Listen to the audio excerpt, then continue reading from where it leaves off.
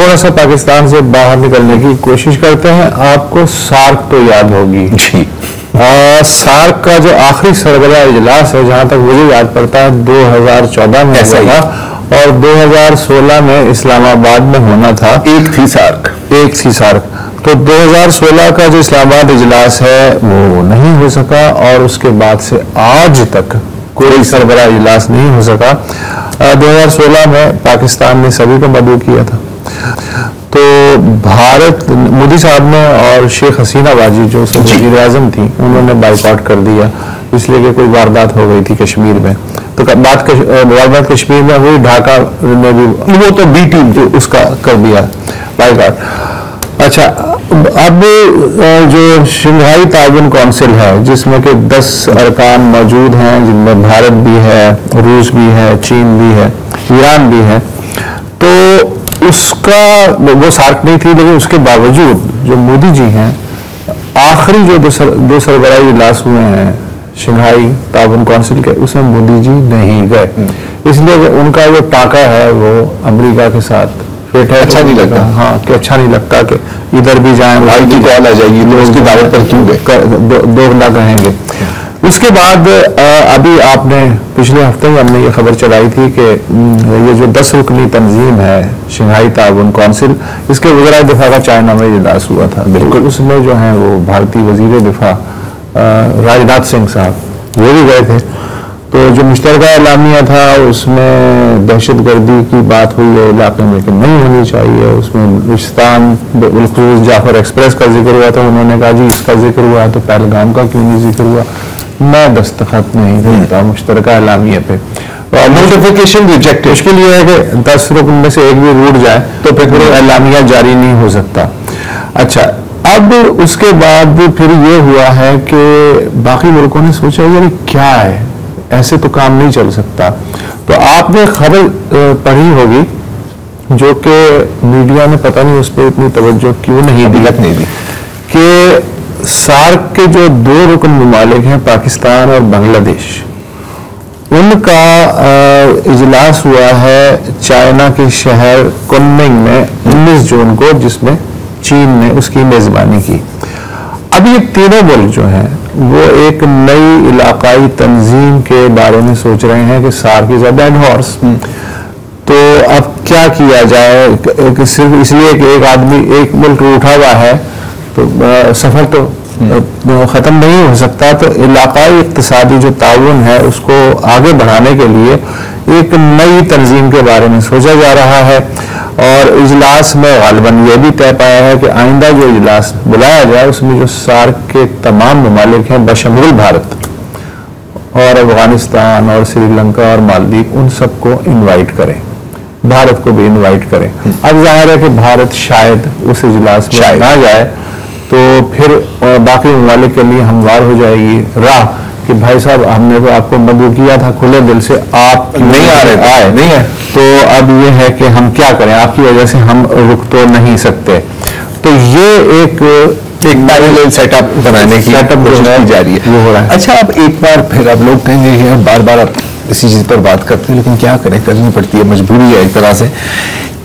आपने अगर कोई किसी किस्म का समझौता किया होता पाकिस्तान के साथ, भारत ने किसी भी थोड़ी सी भी lowering of tension as opposed to कि हर दूसरे दिन आप एम्प अप कर रहे हो, तो इस वक्त जो पाकिस्तान और चीन की स्ट्रेटेजिक अलायंस है वो शायद एक स्ट्रेटेजिक पार्टनरशिप तक महदूद होती।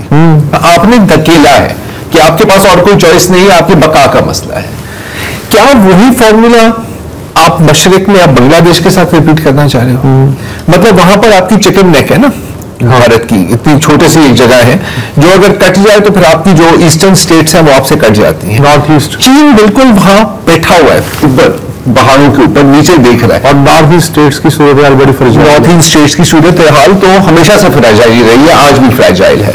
तो मतलब कि इतनी सेल्फ डिफीटिंग फॉरेन पॉलिसी मुझे समझ में नहीं आती। अच्छा, अब एक और जो उनके साथ जो नाइंसाफी हो रही है मेरा ख्याल इंडिया के साथ, मुझे ये बात बिल्कुल अच्छी नहीं लग रही कि जहां पर भी कोई जाता है तो उसने एक ही सवाल पूछा कि भाई बता दे एक ही दफा कितने जहाज गिरे थे। कितने जहाज गिरे थे, लाइक साइड में बता दे, कान में बता दे, मैं किसी को बताऊंगा नहीं। तो अभी हाल में ही इंडोनेशिया में एक कोई भारतीय वफ्द पहुंचा हुआ था, कोई फंक्शन, और वहां पर जो इंडियन डिफेंस अटैचे है बेचारे से, उससे भी तकरीबन यही सवाल उसको पूछना पड़ा कि यार पेपर कुछ पेपर पढ़ा है। तो उसकी एक क्लिप है हमारे पास, जरा सुन लीजिए। That we did lose some aircraft, and that happened only because of the constraint given by the political leadership. तो अब वो धीरे धीरे ना चीजें खुल रही हैं। अच्छा, पहले था कि भाई कोई जहाज ही नहीं गिरा, फिर गिरा कि यार वो गिरे हैं लेकिन टैक्टिकल वजूहात थे, ठीक है। अब है कि हाँ बिल्कुल गिरे, इतने नहीं गिरे जितने आप सोच रहे हैं, लेकिन इसके पीछे एक सियासी वजूहात थी। अच्छा, वो सियासी वजूहात क्या थी, इसकी भी एक्सप्लेनेशन बड़ी मजेदार है कि जी हमने तो बताया था, वो तो मेरा ख्याल है कि आपके जो लेजर आंखों वाले जसवंत सिंह है उन्होंने भी कहा था ना कि हमने बताया था कि यार हम अटैक कर रहे हैं, कि आप पे हम नहीं हमला कर रहे हैं, हम आतंकवादियों पर हमला कर रहे हैं। चुनाचे इनके मुताबिक अब इसके बाद वो क्लैरिफिकेशंस आ रही हैं इंडियन गवर्नमेंट की तरफ से। तो इन अटैचे साहब के मुताबिक जो इसको स्पिन जो दी जा रही है, या जो इसकी जो इंटरप्रिटेशन दी जा रही है, वो ये है कि जी हमें, हमारी फौज को, मतलब भारतीय फौज को ऑर्डर दिए गए थे कि आपने पाकिस्तान के एयर डिफेंस या एयरक्राफ्ट को टारगेट नहीं करना, आपने सिर्फ आतंकवादियों को टारगेट करना है। और फिर पता नहीं क्यों जब आप एक मुल्क पर बमबारी कर रहे हैं, उन्होंने जवाब दिया इसका। तो ये मुझे वही वो पुराना जुमला मुझे याद आ रहा है, मुझे एक बार फिर चलाना पड़ेगा मोदी साहब का, तो सुन लीजिए। आतंक पर भारत की कार्रवाई का साथ देने के बजाय पाकिस्तान ने भारत पर ही हमला करना शुरू कर दिया। ये तो बड़ी अब अगर ये आपकी ऑफिशियल लाइन है, what does that say about your strategic planning, कि यार मैं, मतलब वसत मेरे सामने बैठा हुआ है, हाँ मैं ये ग्लास वसत पे नहीं फेंक रहा हूं, वसत के नाक के ऊपर मक्खी है ना, मैं उसको मारने लगा, वसत ने मेरे सर फाड़ दिया। ये कैसे यार, ये क्यों? तो एक लिहाज से ये चल। अच्छा, ये जो आपने बात की ना कि मान के नहीं दे रहा है तैयारों का, और 2-3 दफा अटेम्प्ट हुआ है, आहिस्ता आहिस्ता भारत मान गया है। मसलन जब वो ताज़ा जंग खत्म हुई तो किसी ने पूछा ब्रीफिंग में कि भाई साहब क्लियर कर दें कि जहाज गिरे भी हैं या नहीं, तो वो जो ब्रीफ करने वाले साहब थे उन्होंने कहा यार अभी तो जंग का माहौल है, अभी हम असेसमेंट कर रहे हैं, तो ये सवाल जो है क़ब्ल वक्त है। उसके बाद आपको याद होगा कि कोई 2 हफ्ते पहले सिंगापुर में भारतीय फजाइया के जो सरबराह हैं उन्होंने कहा कि इससे क्या फर्क पड़ता है कि जहाज गिरे या नहीं गिरे, हमने सीखा तो है। असल बात तो ये है कि उसके बाद जो है हमने अपनी स्ट्रेटजी बदली और आपने देखा कि पाकिस्तान का कितना नुकसान हुआ। तो वहां भी उन्होंने बाय इम्प्लीकेशन, मेरे कजिन के साथ एक सीन हुआ था, हाँ उसने कहीं जमीन खरीदनी थी, हाँ उसके साथ पूरा फ्रॉड हो गया, बच्चे के साथ, ठीक है। तो वो आया ये वो, तो बाकी जो उसको तसल्ली दे रहे थे उसने कहा यार देखे तेरे पैसे तो डूब गए, लेकिन कम से कम आपको एक्सपीरियंस तो हुआ। तो ये भी एक चीज है, I mean experience counts for. तो अभी सस्पेंडेड है भाई साहब ऑपरेशन से, अभी सस्पेंडेड, आप मजाक मत करें, लेकिन इंडस वाटर ट्रीटी का जो चीज है वो वाकई ही सीरियस है। अब तक भारत पाकिस्तान से पानी की तकसीम के हवाले से जितने भी तनाज़ात या क्लेम्स इंटरनेशनल ट्रिब्यूनल्स में लेके गया, उसमें ज़्यादातर में ट्रिब्यूनल्स ने भारत का मौक़िफ़ दुरुस्त माना था। लेकिन अभी 27 जून को यानी 3-4 दिन पहले दी हेग में कायम सालिस अदालत ने दरियाई पानी की तकसीम से मुतालिक जो सिंध तास माहिदा है उसके बारे में भारतीय मौक़िफ़ मुस्तरद करते हुए फैसला दिया कि कोई फरीक यकतरफा तौर पर यह माहिदा मुअत्तल या मनसूख नहीं कर सकता, और अगर कोई फरीक ऐसा कदम उठाता है तो इससे सिंध तास माहिदे के अंदर मौजूद जो सालिसी का मैकेनिज्म है वो मुतासिर नहीं होता, यानी किसी भी फरीक का इक़दाम सालिस अदालत की खुद मुख्तारी या दायरे इख्तियार को महदूद नहीं कर सकता। फैसले में यह भी कहा गया कि ये माहिदा उस वक्त तब्दील या ख़त्म हो सकता है या इसमें तरमीम हो सकती है जब खुद इस माहिदे के जो फरीक हैं वो बाहमी रजामंदी से कोई फैसला करें, और इसके लिए भी, तब्दीली के लिए भी या तरमीम के लिए भी उन्हें कोई ठोस कानूनी जवाब पेश करना होगा।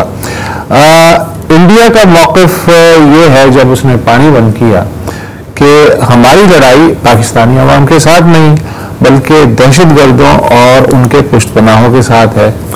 अब दुनिया ये सवाल कर सकती है कि अगर ऐसा ही है तो फिर पानी तो आम लोगों का मसला होता है, तो आम लोगों को तकलीफ देने वाले इक़दाम आप क्यों कर रहे हैं? एक तो भारत को इसका जवाब देना चाहिए। फिर भारत का मौक़िफ़ ये है, एक टेक्निकल परचम है कि हमने चूंकि ये जो सालसी अदालत है इसके लिए अपने जो 2 सालिस रिक्वायर्ड होते हैं कि भारत की नुमाइंदगी करें, फरीक़ैन की तरफ से 2-2 सालिस आते हैं, तो वो मुकर्रर नहीं किए, लिहाजा ये अदालत ही गैर कानूनी है। मगर भारत गालिबन ये भूल गया है कि ये जो सालिसी अदालत है ये जो सिंध माहदे का ज़ामिन है आलमी बैंक उसने कायम की है और इंडिया के इसरार पे एक गैर जानिबदार माहिर का तकर्रुर भी किया है। और एक आबी माहिर का ये भी कहना है कि अगर इंडिया को ये इतराज़ हो कि माहदे में माहिरीन की मदद लेने या तनाज़ात का हल तलाश करने के लिए सालसी अदालत की तश्कील जो है वो हमारी मर्जी के मुताबिक नहीं है, तो उसे चाहिए कि फिर से वो जो पूरा माहदा है वो पढ़ ले और उसमें तरीक़ाकार भी मौजूद है, उसके मुताबिक राज़ी हो जाए। पाकिस्तान तो शायद राज़ी होगा उसी तरीक़ाकार के मुताबिक, लेकिन भारत ने चूंकि ये माहदा ही टोकरी में फेंक दिया है, लिहाजा मेरा ख्याल है उसे अब पढ़ने की ज़रूरत भी नहीं है ये। और उसका ये कहना है कि हम एक सॉवरन नेशन है, हमारी हम जो चाहें कर सकते हैं। तो ये जो हमारी मर्जी का फार्मूला है ये अब बहुत आम हो रहा है, ये हर जगह है। इसराइल इसका इमाम है हमारी मर्जी का, लेकिन हर जगह अमेरिका है और अब उनकी देखा देखी भारत का भी कहना है कि हमारी मर्जी, हम जो चाहें करें, पानी बंद करें, बंदे मारें। हाँ, लेकिन हर बंदा इसराइल नहीं होता ना, ये तो मसला है। हाँ, और अगर अपने इसराइल वाला काम करना भी वो अगर सफाई से, थोड़ा सफाई से प्रोफेशनली, और क्योंकि आपने इसका जिक्र किया तो मुझे एक बड़ी अच्छी अपॉर्चुनिटी मिलती है एक और आपको खबर बताने की। हाँ, आपको याद होगा कि तकरीबन 2 साल हो गए हैं कि कनाडा के सूबे ब्रिटिश कोलंबिया में एक सिख गुरुद्वारे के सामने हरदीप सिंह निजर को कत्ल किया गया था। हाँ, ठीक है, जो एक प्रो खालिस्तानी थे and so on and so forth, six for justice, Canadian शहरी भी थे। और उसके बाद फिर जाहिर है कि इन्वेस्टिगेशन हुई और पता लगा, at least according two Canadian government, कि यार ये भारत ने मरवाया ऐसे, तो it was an assassination campaign. अच्छा, और फिर घूमते फिरते एक बंदा गिरफ्तार होता है निखिल गुप्ता के नाम से। अच्छा, यहां पर एक बड़ी मजेदार कहानी खुलने लग जाती है। अभी 2 दिन पहले ही वो जब बुराइयां आती है ना, ये तो फिर आती ही जाती है। मैंने ये देखा है, मुसीबत कभी अकेली पूरी अपनी बारात लेकर आती है ना, फुफड़ी जान मतलब शामिल करके। तो अभी हाल में ही 2 दिन पहले ही बात है कि यूएस में जो एक केस चल रहा है उसमें कुछ कोर्ट डॉक्यूमेंट्स रिलीज हुई है टू द पब्लिक, और उसमें निखिल गुप्ता साहब एक छोटे मोटे बिजनेसमैन है और मामूली सा काम है मुनशियात में। अच्छा। और गैर कानूनी जो हथियार के जो ट्रैफिकिंग मैं तो इंपोर्ट एक्सपोर्ट कहूंगा, ये लोग ट्रैफिकिंग कहते हैं, वो उसका कारोबार था। तो वो अभी इस की हिरासत में, और उसने काफी मतलब डिटेल्स सामने लाए हैं। अच्छा, हुआ क्या, उसने कहा कि यार एक दिन मैं भारत वापस आ रहा था उज़्बेकिस्तान से, ठीक है, भारत पहुंचा तो उसको पता लगा कि सर आपके खिलाफ तो वारंट है, आपने अदालत में पेश होना है, आप पे चोरी के मुकदमे हैं, डकैती के मुकदमे हैं, ठीक है। उसके बाद एक बंदे की कॉल आती है, कहता है कि जी मेरा नाम अमानत है, और कहता है कि यार मेरे से मिलने, सारी सेटिंग वेटिंग हो जाएगी। न्यू दिल्ली में अमानत और गुप्ता साहब की मुलाकात होती है और अमानत साहब उन्हें कहते हैं कि यार एक छोटा मोटा काम है तेरे से भाई, न्यूयॉर्क में एक बंदे को ना मार ठोक डालना है, जैसे कहते हैं। फिर यूएस के मुताबिक अमानत साहब असल में विकास यादव है जो रिसर्च एंड एनालिसिस विंग के लिए काम करते हैं। ये उनकी तस्वीर, मतलब तस्वीरें भी है बाकायदा, by name, by face, by profession. लेकिन रॉ की भी यूनिफॉर्म नहीं, वो जैसे नेवल ऑफिसर, सेकेंडरी रॉ ये होता है। अच्छा, किसी को भी इस्तेमाल कर सकते हैं कभी भी। तो यादव साहब ने गुप्ता को कहा कि यार एक बंदा है गुरपतवंत सिंह पनन, मुझे नहीं पता मैं नाम उनका सही बोल रहा हूँ, सिंह पनन, हाँ पनन, जो ये सिक्स फॉर जस्टिस के साथ वकील है, तो मतलब वो भी इसी गिरोह का एक हिस्सा है। उसने कहा उसको यार उड़ाना है, तो उसका घर का पता दिया, उसके सारे फोन नंबर दिए, यहाँ का जहां से आता जाता रहता है, गाड़ी की नंबर प्लेट ये वगैरह वगैरह, और ये ले $15,000 कैश, क्योंकि छोटे मोटे खर्चे होते हैं जब बंदे को कत्ल करना होता है, तो आपको मुश्किल भी होनी चाहिए। तो गुप्ता ने कहा कि ठीक है सर, अगर ऐसा काम है तो फिर आपका भाई हाजिर है, मैं कर दूंगा। और यादव ने कहा कि बस इसके बाद ना कोई तुझे कोर्ट पुलिस के चक्कर वक्कर टेंशन ही नहीं है, तू खुल के अपनी जिंदगी जी ले, ठीक है। फिर गुप्ता ने सोचा कि यार अब मतलब मैं मनशियात का कारोबार तो करता हूँ, लेकिन ये असैसिनेशन तो थोड़ी सी एक अलग किस्म की गेम है ना, तो किसी प्रोफेशनल को इस काम के लिए रखना चाहिए। तो गुप्ता ने फोन उठाया, ये चेक करें, और एक जो कोलंबिया से जो कोकेन इसको सप्लाई करता था ना, उसको कॉल किया। उसने कहा कि यार मैं जानता हूँ पाब्लो एस्कोबार के बारे में, तुम लोग तो किसी को भी उड़ा सकते हो, तो कोलंबियन से काम उठाओ। कोलंबियन को उसने कॉल की, उसने कहा कि यार एक काम है छोटा सा, बंदे को फड़काना है, $1,00,000 तेरे इस काम, ठीक है। उसने कहा कि यार लाओ माल। अच्छा, इस दौरान निजर सिंह को वहां पर कत्ल कर दिया। उसके और निजर सिंह की कत्ल की वीडियो, हाँ, उसने भेजी उस कोलंबियन को कि यार ये देखो ना, जिस तरह इस बंदे को मारा है ना, बिल्कुल उसी तरह मारना है। मतलब अपने आप को इम्प्लीकेट भी कर दिया आपने इसके साथ साथ। लेकिन उसको ये नहीं पता था। अच्छा, तो ये भी कहा कि अच्छा यार ऐसा नहीं है कि सिर्फ एक काम है, इसके बाद और भी आपको बिजनेस देंगे हम ना, बड़ी लंबी लिस्ट है हमारे पास। लेकिन गुप्ता साहब को ये नहीं पता था कि वो जो कोलंबियन कोकेन सप्लायर है वो असल में FBI नहीं, अमेरिका की DEA, ड्रग एनफोर्समेंट एजेंसी का एजेंट था। अच्छा। तो उसने आगे कॉल की FBI को, उसने कहा सर ये गेम हो रही है सर, आपने जो करना है कर ले। तो फिर गुप्ता साहब घूम रहे थे चेकोस्लोवाकिया में, वो प्राग के एयरपोर्ट पर पहुंचा, वहां पर उसको गिरफ्तारी किया और उसको फिर वहां पर अमेरिकन पुलिस आए पहुंचे। उसने कहा कि यार सर आपके ऊपर कुछ चीजें, उसने कहा यार भाई मेरे, तो मुझे अमेरिका ले जाओ, जो आपने इंफॉर्मेशन मेरे से लेनी है ना आप मेरे से ले ले। और तो उसको वहां पर भेज दिया। वहां पर उसके अदालती कार्रवाई चल रही है अटेम्प्टेड मर्डर में, लेकिन उसको अब सारी इंफॉर्मेशन उससे ड्रेन की जा रही है। अब अगर ये कोई बॉलीवुड की स्क्रिप्ट भी होती ना, तो फिर चलो फिर मैं मान लेता कि वो कौन है उसका सुनील दातिया जो भी आएंगे, 10 बंदों को न्यूयॉर्क में कत्ल कर देंगे और फिर वहां पर हवाई जहाज पर पकड़ के निकल जाएंगे। लेकिन unfortunately this is real life, और रियल लाइफ में जब आप अमेरिका जैसे मुल्क में एक असैसिनेशन करने जाओगे तो इस तरह नहीं की जाती। अच्छा, अब ये मैं कहूँ तो लोग कहेंगे कि यार तुमने तो सारे ऐसी बातें करनी है। तो मैं एक इंटरव्यू देख रहा था डैनियल स्टैंटन साहब का। डैनियल स्टैंटन साहब साबिक अफसर हैं CSIS में, जो है कैनेडियन सिक्योरिटी इंटेलिजेंस सर्विसेज, मतलब कि वहां का वहां का ऐसा है, वहां का CIA। तो उनसे भी ये सवाल पूछा गया कि सर आप ये सब कुछ देख रहे हैं, कनाडा में ये बहुत बड़ी खबर है, ये बहुत बड़ी खबर है। तो उसका जो जवाब था ना बड़ा क्लासिक है, सुन लीजिए। It's not smart. So, yeah, Indian security intelligence is not brilliant in how they ran this out. But it's awful. It's evil. It's terribly sloppy. And you saw that. I read the indictment that was on the internet, Mr. Gupta, and how easy it was for American law enforcement and intelligence to get ahead of it all and collect a lot of information because the Indians' tradecraft was poor. जी हाँ, मतलब थोड़ी सी training. लेकिन यार जो मैं फिल्में देखता हूँ उसमें भी बड़े प्रोफेशनल होते हैं राव। मेरा ख्याल है बेहतर है उनको ही रख लें। हाँ, या शायद बेहतर नहीं है, ऐसे ही चलते रहे।